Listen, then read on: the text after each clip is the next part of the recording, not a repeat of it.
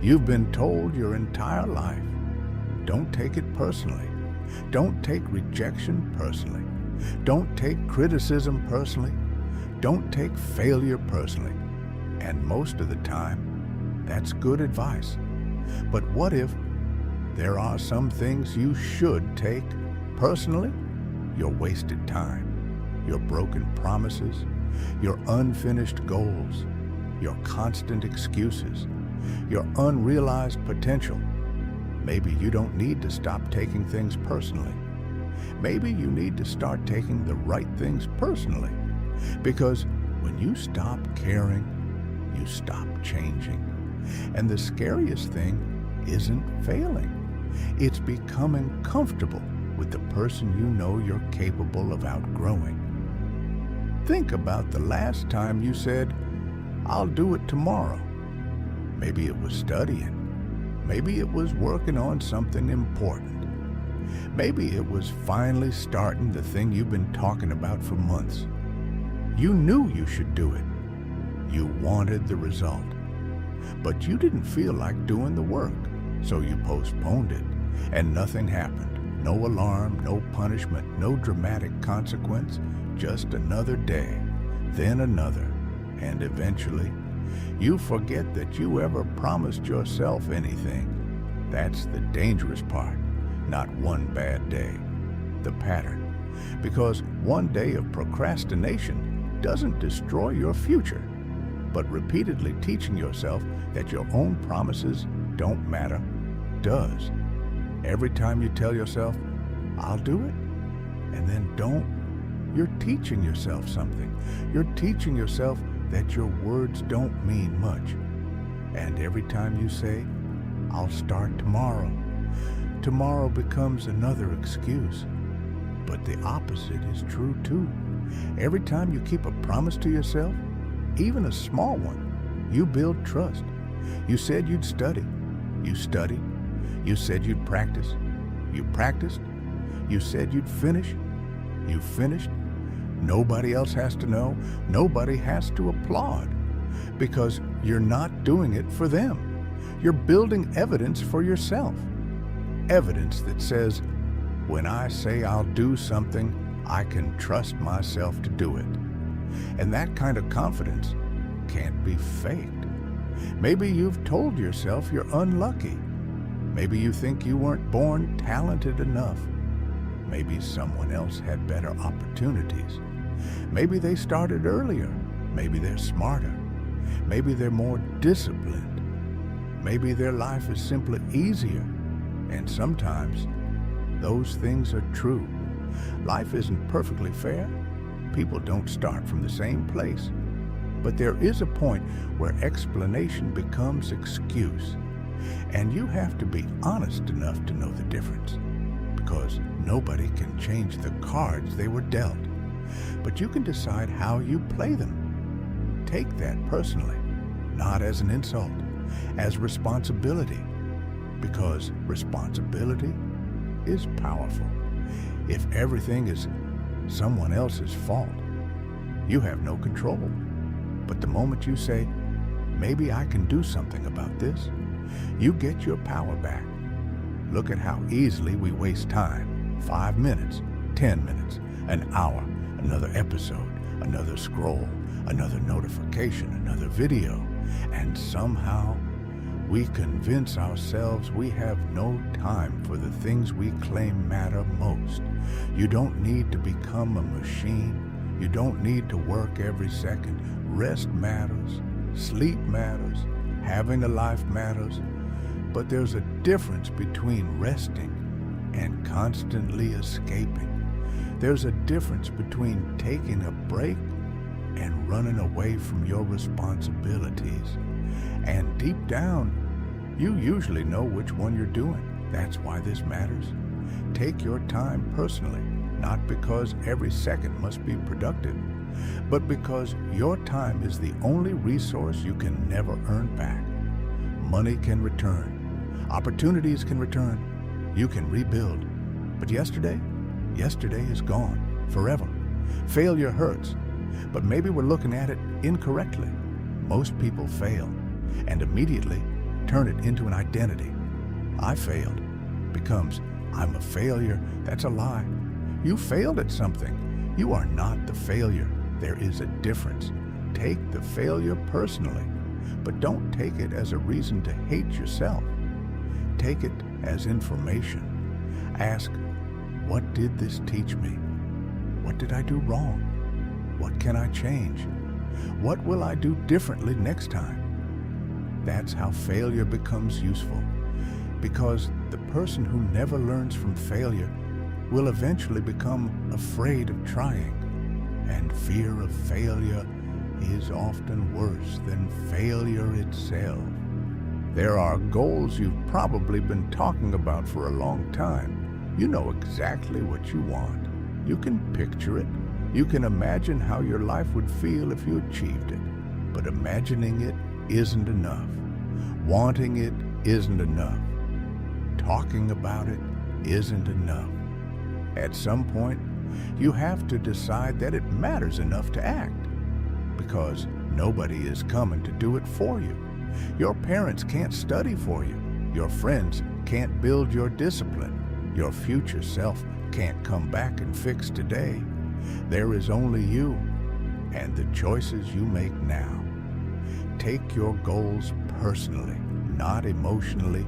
Seriously, this might be uncomfortable, but the world doesn't owe you success.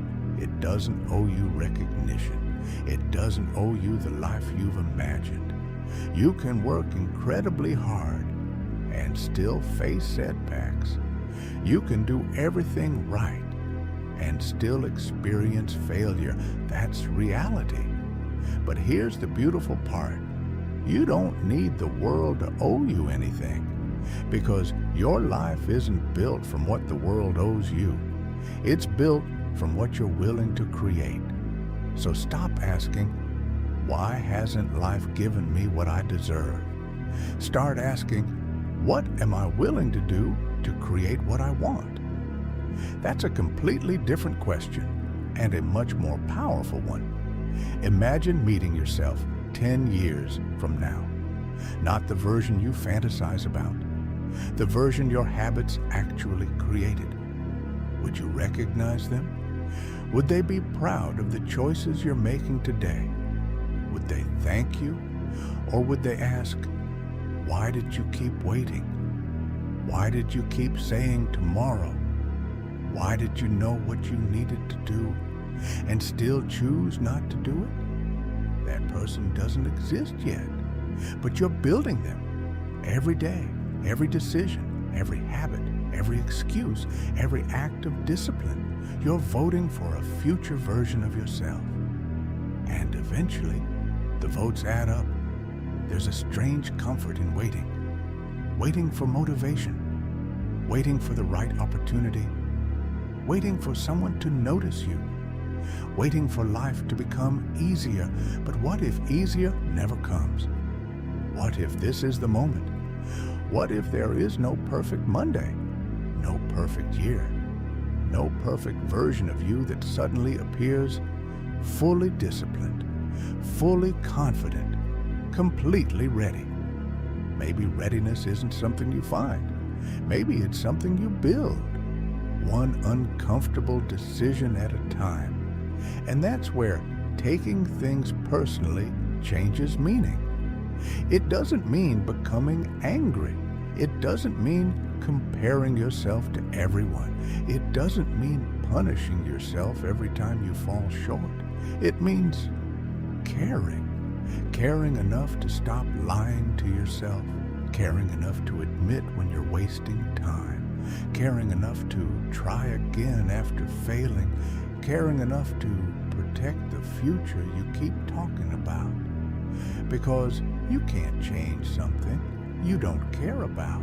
There will eventually be a moment when you get tired of hearing yourself make the same excuses. Not because someone yelled at you, not because someone embarrassed you, but because you finally realize you're running out of reasons to keep delaying your own life, and something changes. You stop negotiating. You stop saying, maybe tomorrow. And you start saying, today. Not because today is special, but because every day you wait becomes another day you can't get back. You don't have to change your entire life tonight. You don't need a perfect plan. You don't need to become a completely different person by morning. Just do something your future self would respect. One decision, one promise, 1 hour, one page, one step. Start there, because a life doesn't change all at once. It changes when your small decisions start pointing in a different direction. And maybe that's what you've been missing. You've been waiting for a huge moment, a dramatic transformation, a sign, a burst of motivation. But your life is probably being decided in moments so small, you barely notice them. When the alarm rings, when the phone is in your hand, when you know you should start, when you could make an excuse but choose not to. Those moments don't look important until you look back. One day, you're going to look back at this version of yourself, the person you are right now, and you'll realize they were standing at a crossroads. Not one giant crossroads, thousands of tiny ones, every single day, and at each one, you had a choice: comfort or growth, excuse or responsibility, tomorrow or today. Nobody else could make those choices for you, and nobody else will live with their consequences. That's why you have to take it personally. Take your time personally. Take your promises personally. Take your goals personally. Take your failures personally. Take your future personally, not because you should hate yourself for where you are, but because you finally care enough about where you're going. Maybe the person you want to become isn't as far away as you think. Maybe they're hidden behind a few habits, a few decisions, a few uncomfortable conversations, a few promises you finally decide to keep. Maybe the distance between you and that person isn't measured in years. Maybe it's measured in choices. And if that's true, then the next choice matters, the one after that matters, and the one after that. So tonight, when you're alone with your thoughts, ask yourself one question. Not, am I talented enough? Not, am I lucky enough? Not, will I succeed? Ask yourself, do I care enough to do something about it? Because if the answer is yes, then start. Start before you're ready. Start before anyone believes you. Start before you have proof. Start while you're still afraid. Because eventually, the person you keep imagining will have to be created by someone, and that someone is you. So take it personally. Take your life personally. Take your future personally. Take the promises you make to yourself personally, because nobody else can live your life for you. Nobody else can become who you're capable of becoming. And nobody else can make the next decision you can. And maybe that's all you needed. Not motivation, not permission, not another sign. Just one decision to finally stop treating your own potential like it doesn't matter. And once you make that decision, don't stop there, because tomorrow there will be another choice, and another, and another, and maybe that's where the real transformation begins. Not when you change your entire life, but when you finally decide that your life is worth changing.